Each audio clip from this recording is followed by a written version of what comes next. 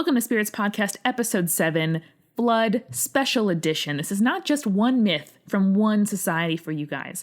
It's a whole handful of myths from all continents, all different times, all different traditions, explaining something that apparently is very fundamental to human society: great floods and great destruction and exciting renewal. You guys know Noah, but I don't think you guys know these other myths. We go from China, we go to Africa, we go to Europe. Mesopotamia, Europe, Mesoamerica, we go to Arizona. That's where the Hopi are, right?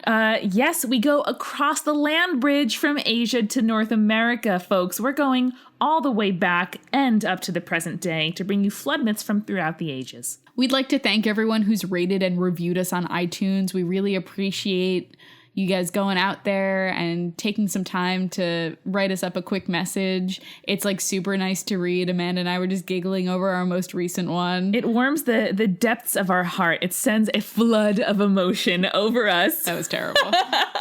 Bringing new listeners to the show really is the best way to support us. We also, of course, have a Patreon where we're putting all kinds of exciting show notes and sober reflections on our drunken selves. It is a lot of fun for us to put together our patron-only content every episode, so we'd love if more of you could join us over there. You only need a donation of $3 or more to get some really awesome content. Yes, and we hope that we'll see you over there. Today we are drinking cruiser cocktails in honor of our flood cruise ship type motif. Don't question it, just go with it. The best I can say for this cocktail is if you have coconut rum to get rid of and also some orange or pineapple juice, it's an acceptable method. Not our best cocktail, but if you check out our Patreon page, you can get a recipe card with these ingredients and instructions in case you want to, I don't know, play along. In the meantime, we hope you enjoy Spirits Podcast Episode 7, Flood Edition.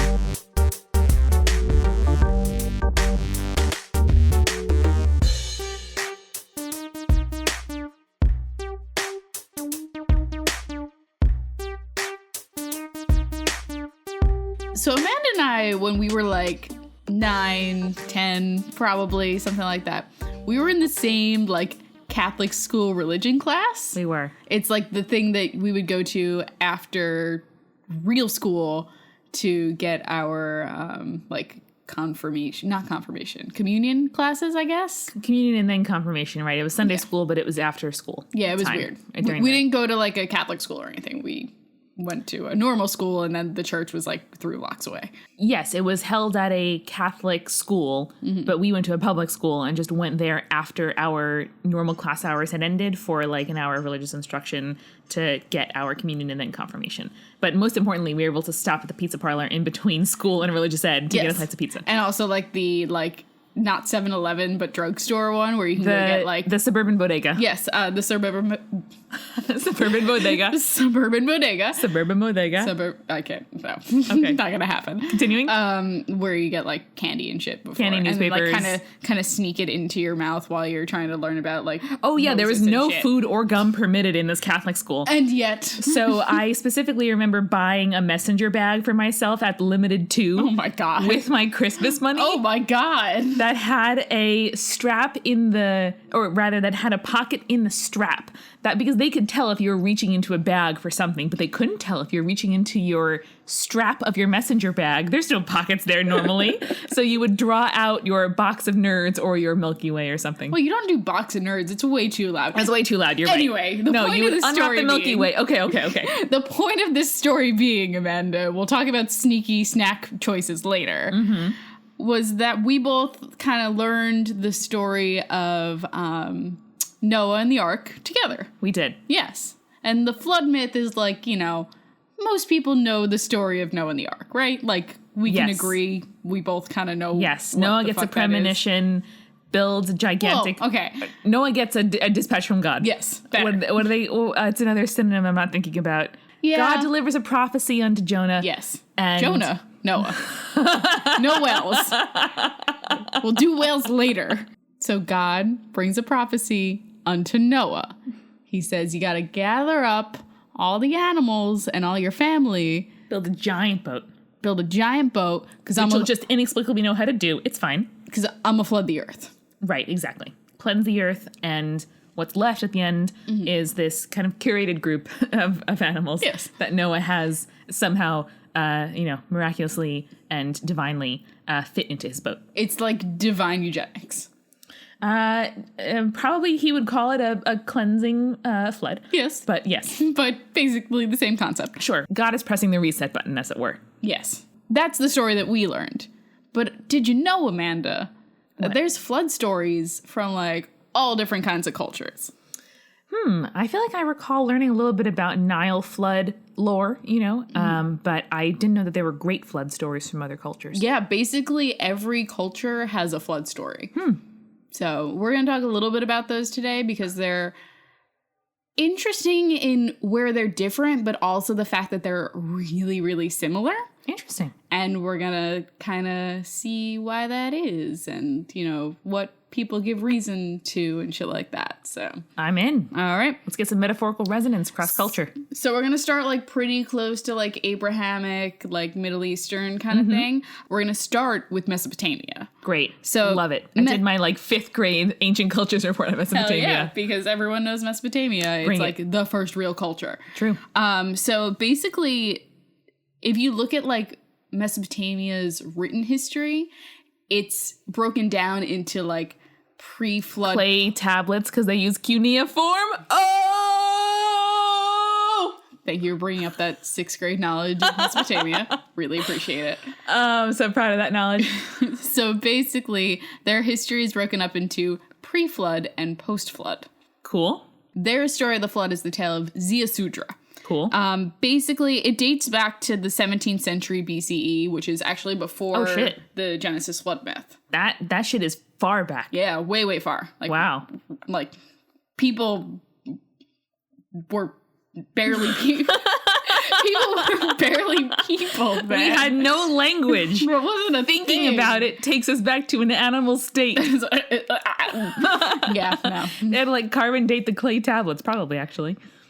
So in the tale of Ziusudra, the Council of Gods decides that they're going to send a flood to destroy mankind. Like, no real reason. Okay, 2 questions. Go ahead. The gods have a council? Yeah. It's like, okay, so you know how like Mount Olympus, we talked about the Greeks. You guys know the Greeks. We know. We got it. Yes. We're good. So there's like a bunch of people. Yeah, but that's like a a patrimony, like a hierarchy. Okay. There's, Well, this one is more like, not democracy, because no one's like... Just a panel or a round table? It's a panel. It's a round table of gods. They're like in a meeting. I really like that though. I like that idea. Like all the gods have their specialties. One of them is Ruth Bader Ginsburg, and they come together. I was gonna say like they're discussing third quarter earnings. Yeah. Yep. They're like the humans aren't doing it for us, so they're like we're gonna restart. Cool. So. Wait, I'm sorry. The second question is, what did humans do to merit this reset? There's no real reason. Knows? It's a really patchy story. Like a lot of the pieces are missing. I'm sorry. I forgot. It was 3,000 years ago. It was more than that. 3,500 years ago? Yeah, something like that. Yeah. So the god Enki, he's the god of the underworld sea of fresh water. Makes sense. Like, I'm there. But Yep. like also that's not really a thing in any other mythology. This is like super Mesopotamian. Yeah, They're like, yeah. where do we get our fresh water from? Underground river. Makes total sense. Yeah. So he reaches out to this dude, Ziusudra, who is like the ruler of this major city in Mesopotamia. A human dude. Human dude. Okay. Yes. And so he goes like, listen, we gonna flood the earth. It's coming. And so he basically tells him he has to build a large boat. Great. I'm seeing the resonances. Also, I'd like to point out that you said reach out, which is one of my favorite corporate phrases. And also like this god of the salty undersea. No, fresh undersea. The fresh undersea. I'm so sorry. Sent him a memo, essentially. Yeah, basically. He was like, yo, listen up. I'm Cool. going to send you an email. I'm not CCing any of the other gods. No, it's 1-to-1. Yes. No BCC. So he does that. No BCC under the sea. Oh! Oh my God. I can't deal with you tonight. I am my own best hype man. You really are. So there's like a whole section that's lost about, he actually tells him how to build the boat. Makes sense. Which is crazy. But it's right gone now. Because Noah was just left with Yeah. like no instruction manual and a hammer. Pretty much. So Ziusudra piles a bunch of people from his city into the boat. It gets tossed around by the waters of the flood. While they're like kind of chilling there, while they're like, floating on top of the flood and stuff, he sees the sun god Ulu. And Ulu is like, a big fucking deal on the council and shit like that. Oh, sure. The sun is a big deal. Right. So he prostrates himself. He sacrifices an ox and a sheep. Cool. And then the flood ends. Nice. Like Ulu was like, hey, he gave me an ox and a sheep, so I think we're good. Yeah, we're even. That's a lot. Yeah. So sorry, to be clear, the god or the human did the sacrificing? The human did the sacrificing. Okay. How did he note it? Or just like you see the god and you just do it? Yeah, it's just like, okay. It's like if Zeus came in front of you, crossing like, ourselves. let me kill this ox for you right now. You guys didn't see that, but I made like a neck slashing and kind of thing. He casually sawed off the neck of the goat or Totally whatever. fine, Yeah. whatever. So the flood ends. The people are saved. Ziusudra thanks the god, specifically on the sky god, because he's also a big deal. He's very like Zeus-esque. And a god called Enlil, who is the god of Lord Breath or eternal life. That seems like a worthy thing to assign a god to. I think so. So them being like, you did good. You realized you were at fault. You sacrificed some stuff. You did a good job. They give him eternal life or Dope. breath eternal.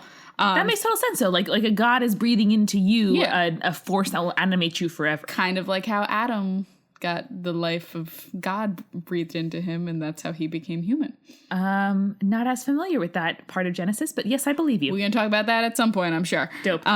So he then, is eternal now, and he gets sent to this paradise garden, like super similar to Eden. Dope. Which was like, it was an actual city, but like the people who lived at southern Mesopotamia, it was in northern Mesopotamia. They're like, that's like a garden of fantasy and delight. And Right. like, it's literally just a 400 miles city. away. It's so nice.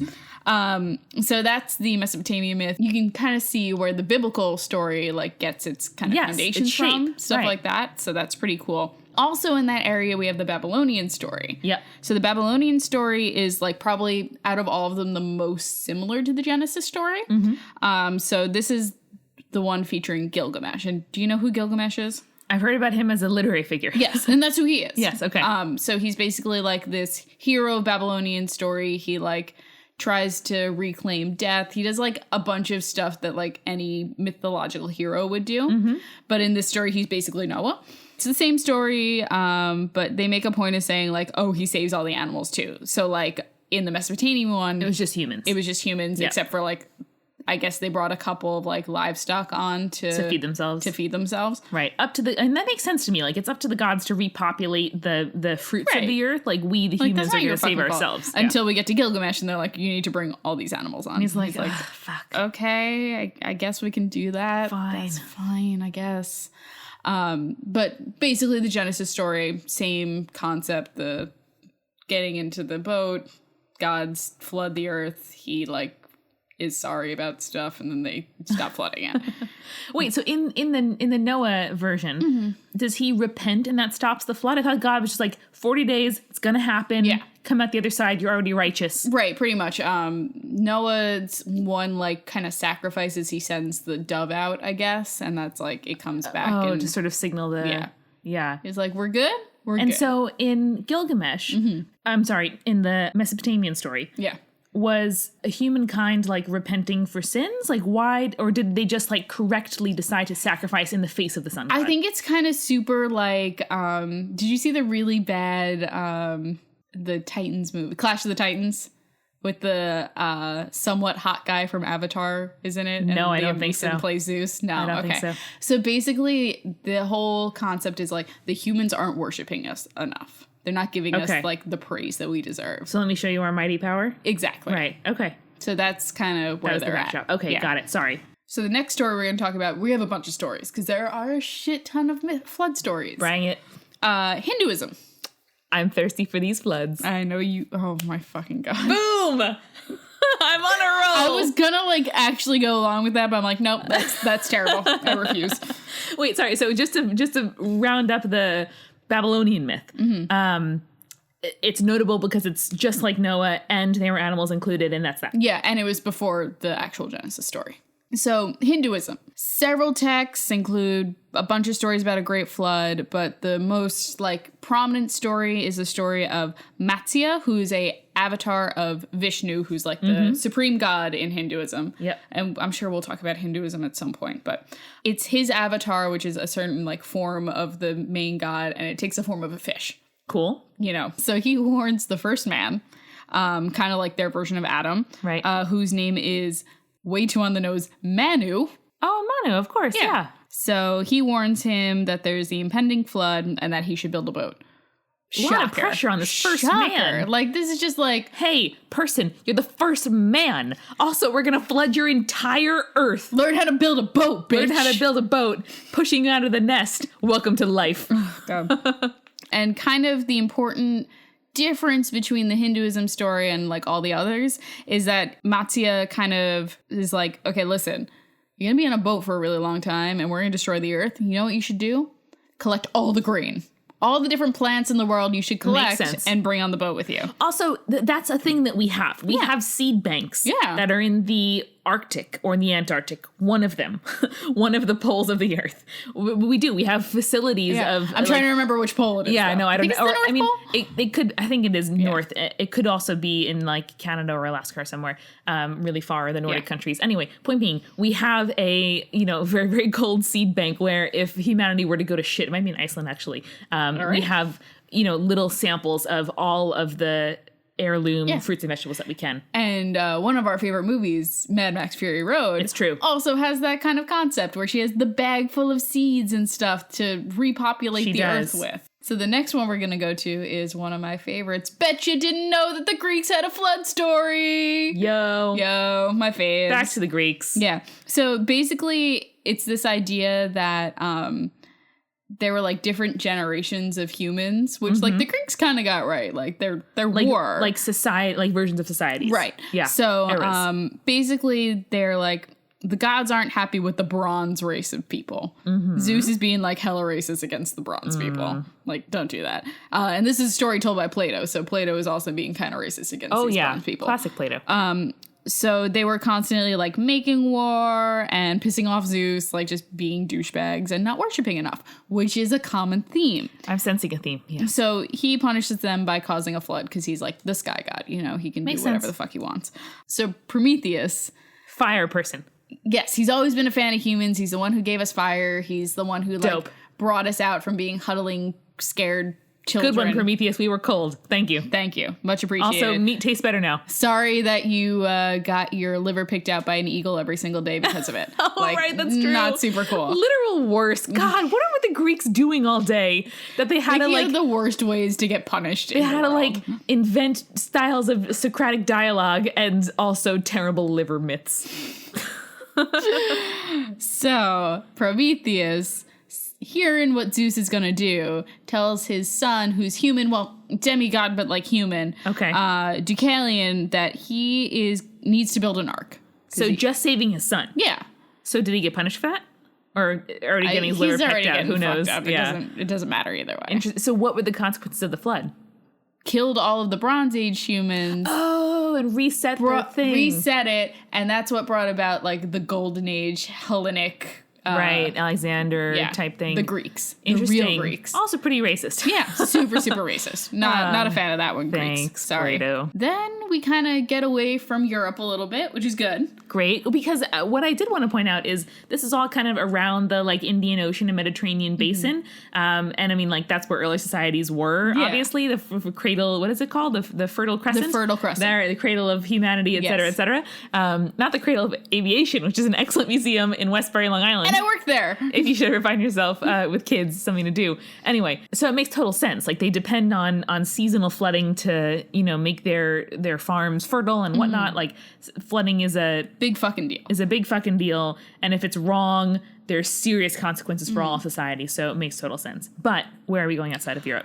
We're going to Africa. Excellent. Literal cradle of humanity. Yes. So it's really interesting because a lot of the African myths are very similar, despite the fact that a bunch of tribes and civilizations have like kind of different twists on it, but I'm going to talk about like the basic concept, but like we're going to talk about the Maasai version of the story. So it, like you were saying, the rivers flood. It's not just like a giant flood. It's like the rivers are specifically flooding.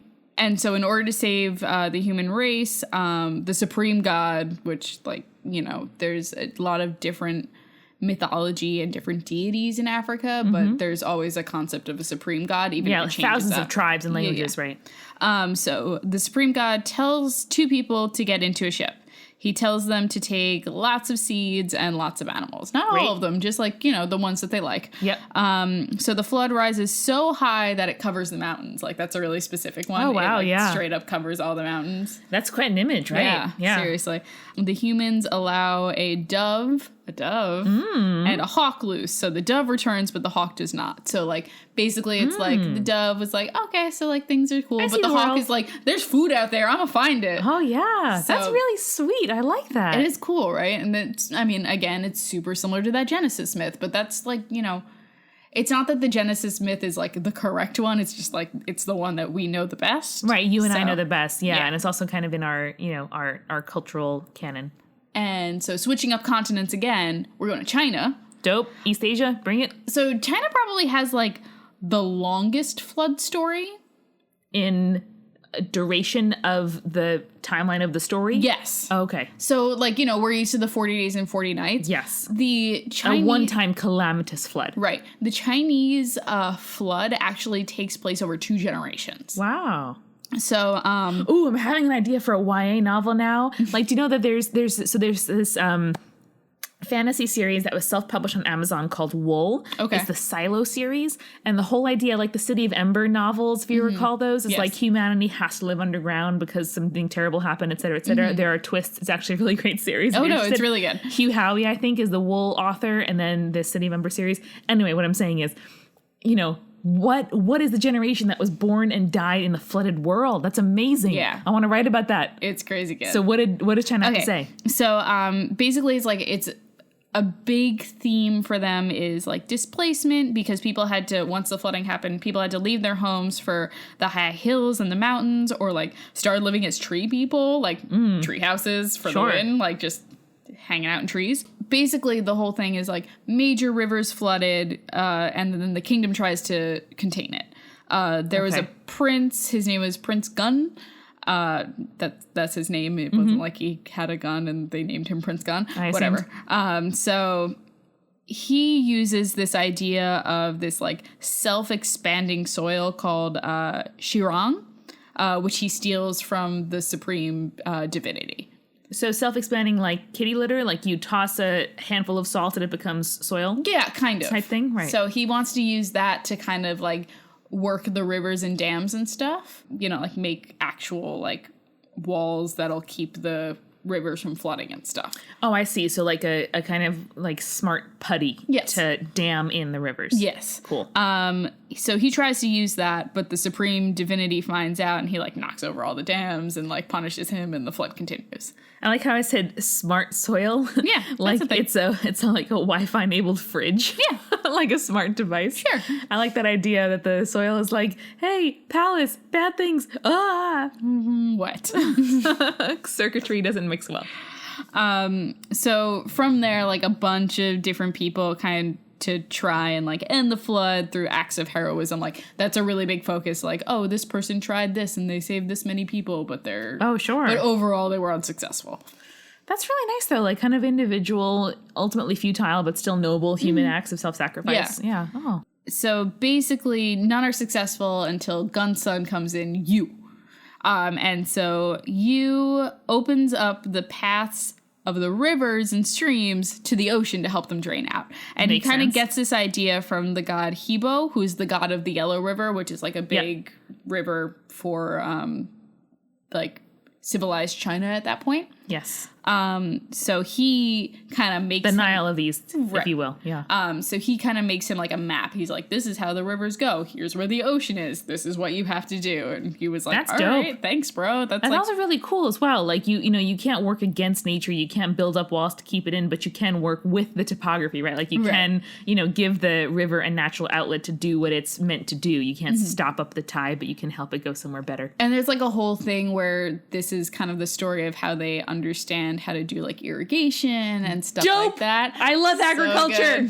Good job, China. So Terrace farming. So really, if you're looking at it, China has like the most realistic flood story, and like also like this is a natural event. This is a thing that happened, and we like got past it, and now we're better people for it. I love that. Isn't that like so great? So we're gonna jump continents again. We're going to North America. Excellent. So the second greatest America. Okay. We're going to go to... There's a bunch of different Native American myths. For this one, we're going to go to the Hopi Tribe. The Native Americans have a bunch of different myths because there's so many different cultures and tribes and stuff. But these are the ones who kind of have the most specific flood story and like maybe the longest one and kind of the most like... I feel like the Hopi have a lot of water-based lore. Despite the fact that they lived in a desert. Yeah, but water is precious, right? Like, yeah. Basically, the whole story of the flood is that it leads to the fourth world. So the Hopi break down their history into the first world, the second world, the third world, the fourth world, which is the one we live in now. Oh, they were sequential. Yes. Okay, cool. But there are different like periods of time and different like eras. Different eras for the tribe. Cool. Basically, the god Tawa destroyed the third world with a great flood. Before it happens, though, Spider Grandmother, which is like the best name for any god ever. I love that. I love it. Tell me so more. Good. So she seals all the righteous people, kind of like the Rapture. The righteous meaning the good ones. Yes. Yes. In hollow reeds. Oh, like giant hollow reeds. Like just put all the people in there. That's so cool. That's like a grain silo, but for a person. Yes. Which they use as boats to float around during the flood. That's awesome. Canoes. Yeah. So it takes a while, but finally, like, all these people land on an island. So they get out of their, like, little reed boats. Yeah. And they look around, but all they see is, like, water everywhere else. Right. Then Spider Grandmother reappears to them. She says, look, these islands are stepping stones to the new world, and that you people can use it to sail east until they reach it. Was this the Asia to America myth? That's the assumption. Yes. Yeah. Isn't that cool? So cool. So cool. So you really can kind of see them going from like China area and then taking the Polynesian islands all the way until America. I was thinking up over the land bridge into Alaska and down. Possibly. But like either way, if you see where the Hopi are and kind of like see the island layout, it kind of makes more sense for it to be Polynesian, but that's just my opinion. I am not a I don't think they had an awareness historian. of the you know continents of the West, though. In any case, the fact that they canonically, actually, human beings came over a land bridge from Africa up through East Asia into the North, American continent, that is dope. Isn't that cool as shit? Good job, Hopi. Also, any Native or Indigenous listeners, we would love to hear about your mythology and tribe folklore. So please get in touch. Yes, and we're going to talk about the last one, which is Mesoamerica. Cool. So scholars kind of have a weird like debate about the Mesoamerican thing because there's like arguments. They're like, well, clearly when the Spanish came over, they brought their Genesis stories with them and these were influenced by them. Okay. But others say like these are stories that have persisted way before the Columbian Exchange. But there's a couple of interesting different ones. Cool. So I'm going to talk about this. I'm going to start with like a super weird one, just because I thought it was like really interesting. Bring it. After Spider Grandma. I don't know if you can top this though. Okay. So a man and his dog are the sole survivors of the flood. Excellent. Sounds like On the Road. The man goes hunting one day and comes back, and the dog has taken the shape of a woman. Fine. They repopulate the earth. Okay. So this weird like half dog lady and this guy. Yeah, but also like the like dude hero dream of like my only companion is my dog. Oh wait, it's a hot woman. No, it's a hot everyone lady. wins. And by everyone I mean the man. Yes, pretty much. The more things change, the more they stay the same. So the Aztecs have another story where it's basically human couple survives the flood. Great. This time they survived without God intervention by Excellent. hiding out in a hollow vessel. So smart. They're smart basically until they start cooking fish because they need to eat. The gods smell the smoke in the cooking meat. Oh shit. And then they get turned into either dogs or monkeys. It depends on the translation. And then what happens to humans? Nah. Who knows? Yeah. Doesn't matter. Wow. Yeah. I don't think I've ever heard of a religious or mythological story where the gods have a sense of smell. Yeah. You know? Well, God does in Genesis. Has a sense of smell? Yeah. What happens? So if you look at the story of Cain and Abel is more favored because he makes meat sacrifices, and it says in the story, like, God likes the smell of burning meat. Oh. So, like, man. yeah. Genesis is weird because it's got two versions in it. It's got, like, the priestly version and the fit for church consumption, right, and the Yahweh's version, and one is more like God is omnipotent and like he's just a floating being made of light and energy, and then the other one is like God is like a dude, kind of like Zeus is a dude, like right. He walks around, he smells has a body, stuff, he like stuff. gets on the ground to make Adam instead of just like snapping his fingers and then a human being right. there. So. Wow, pulls Eve out of Adam, right? Yes. Wow. So, we have to revisit the God smell at some point. We might have to do some Genesis talk at some point too. I like it. All right, and then the last one is a Mayan story. So the Mayan gods tried to create creatures that would worship them. They do it like 3 different times, and they're just not happy with the results. And do humans exist, or humans don't exist yet? No, they're making creatures. I see. And then finally they come up with humans. And so they decide, okay, we're going to make these humans later, but first we got to destroy all our other beings. The prototypes. Who were all made of wood. Okay, convenient. Yeah. Set them on fire? Yeah. Well, no, flood. As I said it, I thought, wait, Amanda, this is a flood story. What is the thing that the other 8 stories we've covered have in common? Flood story. It's water. So, yeah. So basically it's always really interesting because it's like, a select number of people always survive. Usually there's God intervention in all of our flood stories. It's usually because they're like righteous or favored. Mm-hmm. But like there's no one's like particularly like wily, like except for that one story where the human couple survived but then got turned into dogs. Right. Like no one's like, oh, there's a flood coming. There's something coming. Like something's help. happening. Yeah. I gotta do something about it. Like it's never really like that. It's like they need that intervention from they're the told gods. What to do. Otherwise, they're like idiots and they're gonna drown. They rise to the occasion. Yeah. And then like it kind of goes. It's about floating. Yes. Rise to the occasion. And it kind of goes back to what we were talking about when we were talking about Kelpies and Selkies with like water representing like death, but also renewal and life. Exactly. And, bring it all together. Destruction and that newer, purer, and cleaner world. Yeah, right. A big cleansing tide. Yeah. I love it. Gotta love those. Oh, so basically, from like a historical perspective, most historians can kind of like come to the agreement like, wow, all these myths have flood stories. There was probably a flood at some point. Yeah. All of these cultures probably aren't making this shit up. Yes, and like, seasonal flooding is one thing, but certainly a calamitous flood event, happening to all of these, whatever you call them, ancient civilizations, foundational civilizations, it would make total sense that you fold that into myth. Yeah, pretty much. And I feel like this is something that we forget in this day and age. Like we talk about, the coming eco-apocalypse, right? Like the global warming is going to ruin the world as we know it. Or I think maybe now that we have a longer view of our planet as not being eternal, like we realize that planets are made and are consumed and stars, are born and die. Like it's hard for us to think about there being phases to civilizations and histories being written and lost. But I think that these flood stories are sort of inherently optimistic, that maybe there is something better coming after the flood, coming after the, the calamitous event. Like, finally, our world can start anew because we wiped out everything that was shitty about it.